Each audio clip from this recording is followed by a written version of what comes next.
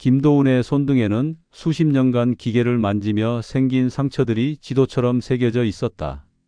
75평생을 공장에서 보낸 그는 이제 아침마다 빈 시간을 어떻게 채워야 할지 몰라 창밖만 바라보았다. 은퇴금과 평생 모은 돈을 합쳐 마련한 신축 아파트 계약서를 책상 위에 놓고 그는 오랫동안 생각에 잠겼다. 여보, 정말 이렇게 하는 게 맞을까요? 정숙이 옆에서 조심스럽게 물었다. 그녀도 남편처럼 노년의 불안함을 느끼고 있었다. 우리가 늙어가는데 아이들이 멀어지면 어떻게 해? 이렇게라도 해야 우리를 챙길 거 아니야? 지연과 미나가 거실에 들어섰을 때 도우는 진지한 표정으로 말했다. 이 집은 너희에게 주겠다. 하지만 조건이 있어. 부모를 항상 챙기고 돌봐야 한다. 그것이 약속이다. 지연은 아버지의 손을 잡았다. 아버지, 당연한 일 아니에요. 약속도 무슨.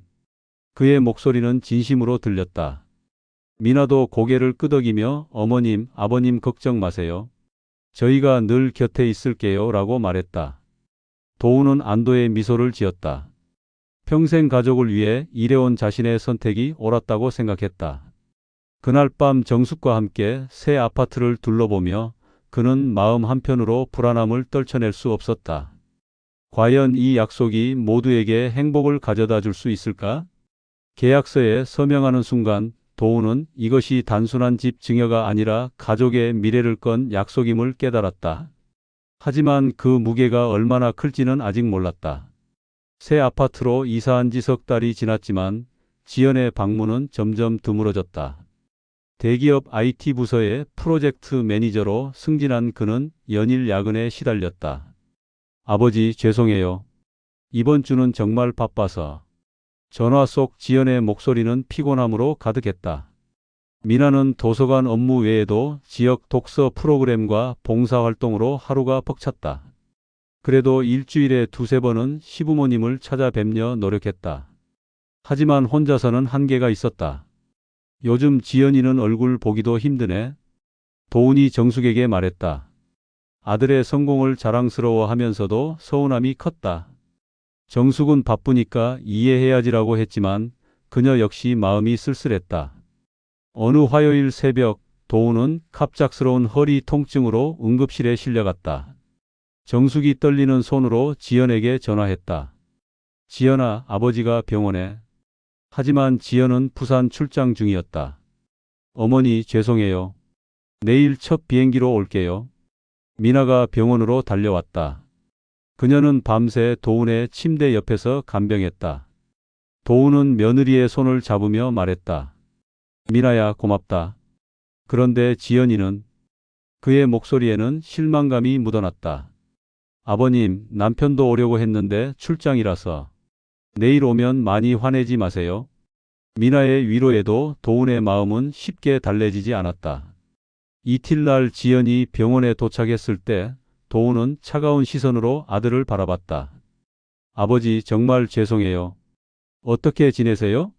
약속이었잖아. 내가 아플 때 곁에 있어 주기로. 도훈의 말에 지연은 할 말을 잃었다. 정숙은 아버지와 아들 사이에 어색한 침묵을 견디기 힘들었다.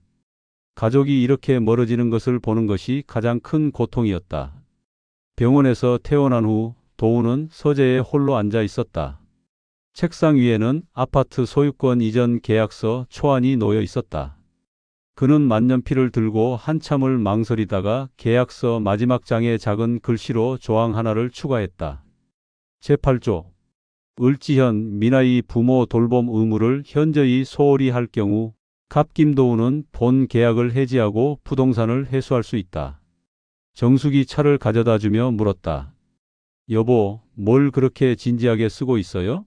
아무것도 아니야. 그냥 법적으로 정리하는 거지. 도훈은 계약서를 서랍에 넣었다. 다음 주 토요일 지연과 미나가 계약서에 서명하러 왔다.